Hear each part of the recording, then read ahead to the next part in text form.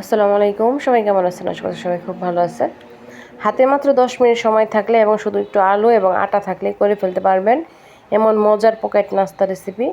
আশা করছি আপনার কাছে খুবই ভালো লাগবে রেসিপিটা, একদম খুবই সহজ। তার জন্য এখানে আমি 1 কাপ আটা নিয়েছি, আপনারা ময়দাও নিতে পারবেন। সামান্য তেল এবং লবণ দিয়ে আমি খুব ফাইনভাবে আগে হাত দিয়ে ময়াম করে নিচ্ছি। খুব সুন্দরভাবে এটা হাত দিয়ে মিশিয়ে নেবেন। এখানে আপনারা কালো জিরাও দিতে পারবেন।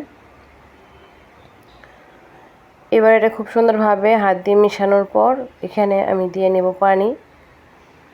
পানিটা দিয়ে খুব ফাইনভাবে একটা ডো বানিয়ে নেব। আর পানিটা আস্তে আস্তে দিয়ে নেবেন, যেন খুব বেশি না হয়। অল্প অল্প দিলে মানে জাস্ট খুবই অল্প পানি লাগে। এবার হাত দিয়ে খুব সুন্দরভাবে এটা আমি মথে ডলে নিচ্ছি একদম ফাইনভাবে। ফাইন একটা পিওর ডো বানিয়ে নিচ্ছি।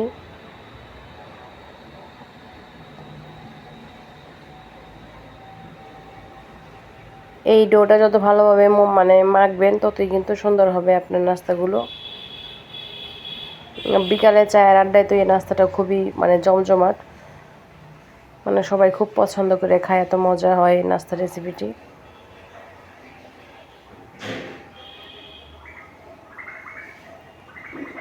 এবার খুব ফাইনভাবে মথার পরে আমি ডলে নেওয়ার পর আমি রেখে দেব।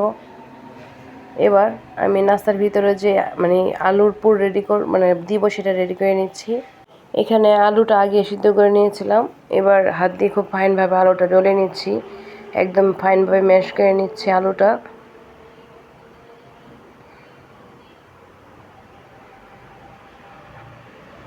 একদম সুন্দরভাবে আলু ভর্তা আমরা যেভাবে করি সেভাবে আমি ডলে নিচ্ছি।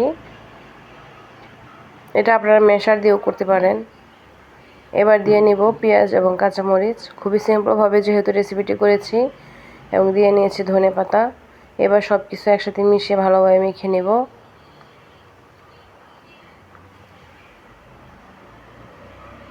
এবং স্বাদ মতো লবণ। এবার ফাইনভাবে এটা মিশিয়ে রেখে দেব সাইডে।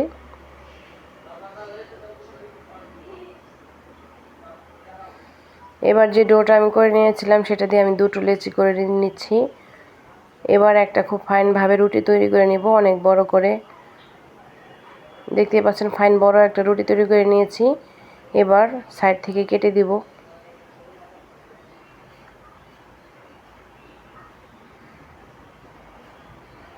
চার সাইড থেকে কেটে দিয়ে তারপরে এখানে আমি 4টা রুটি বের করে নেব এখান থেকে, 4 কোনা করে।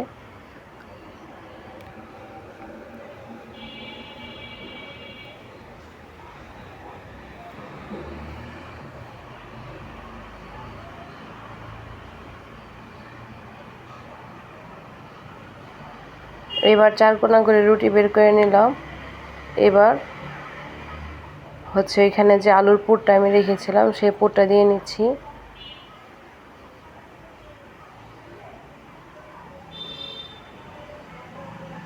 এবার এইভাবে হাত দিয়ে ফাইন করে আমি বলতে নিলাম।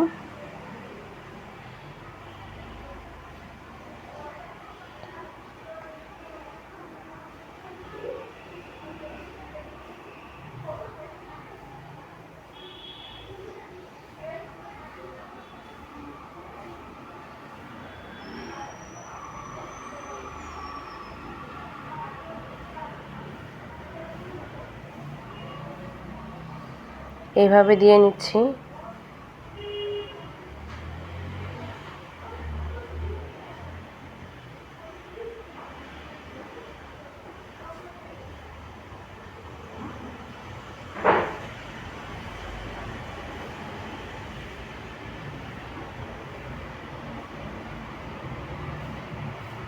এইভাবে চামিচের সাহায্যে একটু সাইড দিয়ে ডিজাইন করে নিতে পারবেন, আর এটা হাত দিয়েও করা যায়।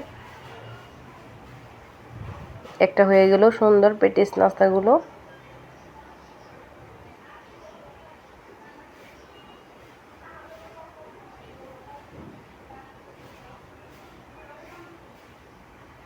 এই তো আরেকটা হয়ে গেল।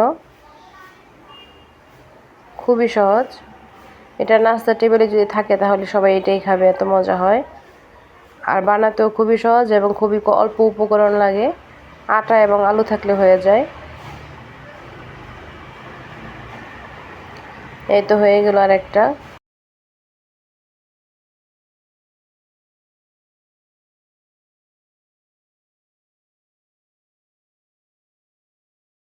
এবার করে নিচ্ছি আরেকটা। এটা এভাবে হাত দিয়ে উল্টিয়ে নিয়ে তারপরে আমি সুন্দর মানে চামিচের সাহায্যে এভাবে দুই সাইডে একটু ডিজাইন করে নিচ্ছি, তাহলে হয়ে যাবে। আর এটা হাত দিয়ে যদি আপনারা করে নেন তাহলে হয়ে যাবে। এই তো হয়ে গেল 4টা। এভাবে আমি সবগুলো করে নিব। এবার আরেকটা রুটি বেলে ওগুলো করে নিচ্ছি।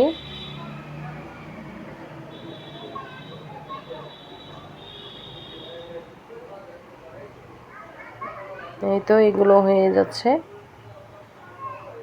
ভিডিওর এই পর্যায়ে যারা আছেন এখনো পর্যন্ত প্লিজ লাইক দিতে ভুলে গিয়ে একটা লাইক দিন, আর সাবস্ক্রাইব করে যারা নতুন আছেন সাবস্ক্রাইব করে বেল আইকন অন করে রাখতে পারেন। এই তো এক এক করে আমি সবগুলো করে নিয়েছি। এবার তেলে ভাজার পালা।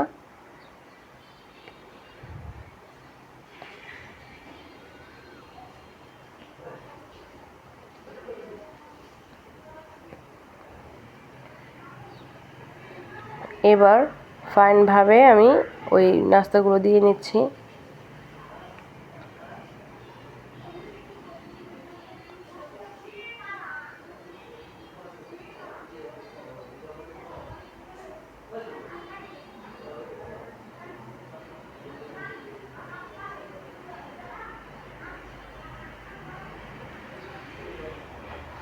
এবার উল্টে পাল্টে ভেজে নেব একদম মুচমুচে করে।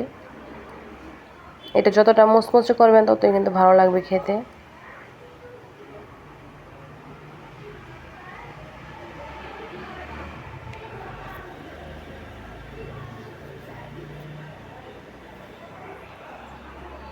এবার লাল লাল করে এভাবে ভেজে নিচ্ছি, দেখতে পাচ্ছেন।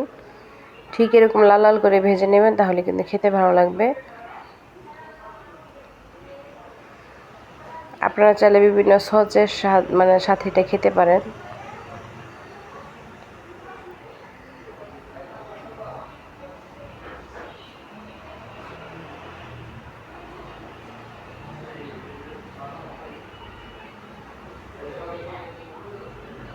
মাশাআল্লাহ, কালারটা অনেক সুন্দর হয়েছে। যখন এরকম কালার চলে আসবে তখন এটা তুলে নেবেন। আর এটা একবার যদি করে খান এটা কিন্তু বারবার মানে করে খেতে চাইবেন, এত মজা হয় এই নাস্তাগুলো। আশা করছি আজকের রেসিপিটা আপনার কাছে ভালো লেগেছে। বাসায় অবশ্যই ট্রাই করে দেখবেন।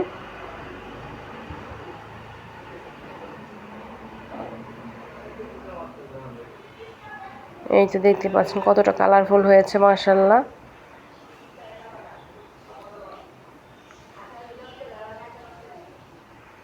ভীষণ মজা হয় এই নাস্তাগুলো।